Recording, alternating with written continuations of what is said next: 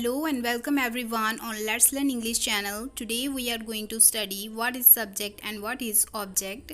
Let us know all sentences have a subject and a verb. जितने भी हमारे पास sentence होते हैं उसके पास सब्जेक्ट होता है और एक वर्ब भी होता है.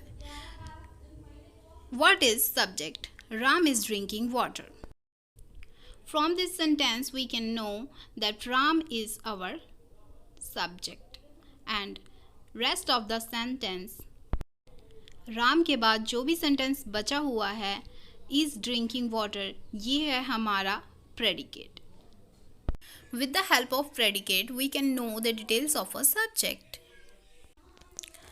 Ram is a subject and drinking is a verb. So जो वर्ब होता है वो बताता है जो हमारे सब्जेक्ट की क्रिया है कि हमारा सब्जेक्ट क्या कर रहा है. हमारा सब्जेक्ट क्या कर रहा है, राम क्या कर रहा है, राम पानी पी रहा है. तो जो पानी पी रहा है पानी पे ही प्रभाव पड़ रहा है ना, तो पानी पी रहा है यानी पानी पे प्रभाव पड़ रहा है, पानी हमारा है object. Okay, I hope you understand now. Some sentences may also have an object after the main verb. कुछ सेंटेंस ऐसे होते हैं जिनका सब्जेक्ट मेन वर्ब के बाद होता है. An object is a part of predicate in a sentence. It receives the action done by the subject. There are two kinds of object, direct object and indirect object.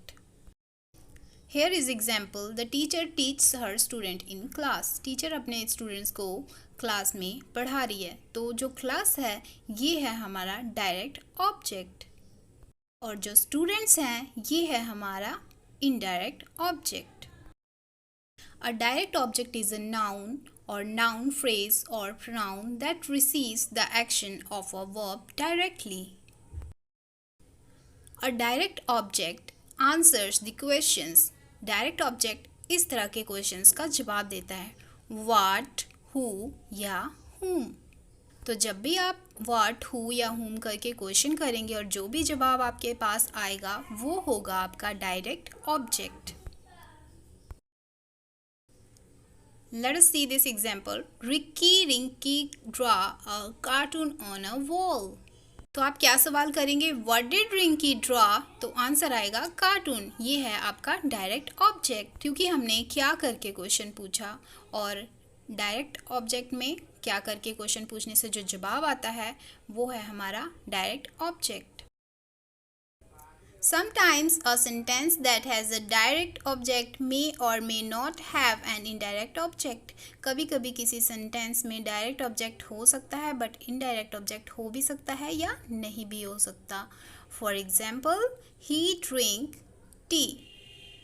In this sentence, tea is our object but we don't have indirect object. It answered the question, what does he drink? The answer is he drink tea. Answer comes from what. जब भी क्या करके question पूछते हैं और जवाब आता है उसे कहते हैं direct object. An indirect object is a noun or noun phrase or pronoun to whom or for whom the action is done. It receives the action through the direct object and not directly. Let us know from this kind of examples. Indirect object answers the questions. जब भी हम ये question पूछेंगे जो जवाब आएगा वो हमारा इनडायरेक्ट ऑब्जेक्ट होगा. At whom, for whom, from whom. It often comes after preposition. ये प्रीपोजिशन के बाद आता है जैसे कि to. There can be no indirect object without a direct object. Direct object के बिना कोई भी इनडायरेक्ट ऑब्जेक्ट नहीं हो सकता. जैसे कि इस सेंटेंस में है, she gave a gift to Jyoti. तो इसमें क्या क्वेश्चन बनता है कि गिफ्ट किसे मिला, the gift is given to whom. तो आंसर तभी आएगा जब गिफ्ट दिया जाएगा. तो गिफ्ट हमारा है डायरेक्ट ऑब्जेक्ट और ज्योति है हमारी indirect object. An indirect object may come before और आफ्टर अ डायरेक्ट ऑब्जेक्ट. एक इनडायरेक्ट ऑब्जेक्ट डायरेक्ट ऑब्जेक्ट के पहले भी आ सकता है या बाद में भी आ सकता है. For example, Rama gave the notes to me. Rama gave me the notes. तो इसमें जो हमारा नोट्स है ये हमारा डायरेक्ट ऑब्जेक्ट और मी है इनडायरेक्ट ऑब्जेक्ट. तो इससे कोई फ़र्क नहीं पड़ता कि वो आगे हो या पीछे हो। Let's take this example, Akanksha teachers Hindi, Akanksha हमें हिंदी पढ़ाती है, या Akanksha teach Hindi to us, both are same. बस डिफरेंस इस चीज़ की है कि अस एक सेंटेंस में पहले लगा हुआ है और एक अस सेंटेंस के बाद में लगा हुआ है। जो अस है ये हमारा इनडायरेक्ट ऑब्जेक्ट है और हिंदी हमारा डायरेक्ट ऑब्जेक्ट है। तो जब हमने हिंदी जो हमारा डायरेक्ट ऑब्जेक्ट है इसको पीछे लगा दिया और इनडायरेक्ट को आगे लगा दिया तो इससे कोई फ़र्क नहीं पड़ता। Same rule another sentence, he gave me a pen और he gave a pen to me. जो मी है ये हमारा इनडायरेक्ट ऑब्जेक्ट है। जैसे मैंने आपको पहले बताया था कि जो लिविंग होगा वो हमारा इनडायरेक्ट ऑब्जेक्ट होगा। उसने मुझे क्या दिया? पेन दिया। जो पेन है क्या दिया, हमने पूछा क्या करके, तो जो जवाब आया वो आया हमारा पेन। तो जो पेन है वो है हमारा ऑब्जेक्ट। कौन सा ऑब्जेक्ट? Direct object.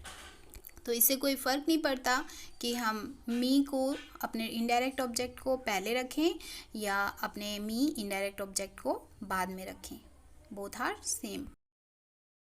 चलिए कुछ एग्जांपल सॉल्व करते हैं। आई टोल्ड हिम स्टोरी, मैंने उसे स्टोरी सुनाई। इसमें आई जो है वो सब्जेक्ट है, हिम जो है इनडायरेक्ट ऑब्जेक्ट है और स्टोरी जो है डायरेक्ट ऑब्जेक्ट है। दूसरा एग्जांपल्स देखते हैं। Neha gave me a pencil, Neha ने मुझे एक पेंसिल दी। तो नेहा हमारा सब्जेक्ट है, मी हमारा इनडायरेक्ट ऑब्जेक्ट है और अ पेंसिल हमारा डायरेक्ट ऑब्जेक्ट है। So friends, in this video we have learned what is subject and what is object. I hope you enjoyed this video, and if you like this video please hit the like button, subscribe my channel and press the bell icon. Thank you.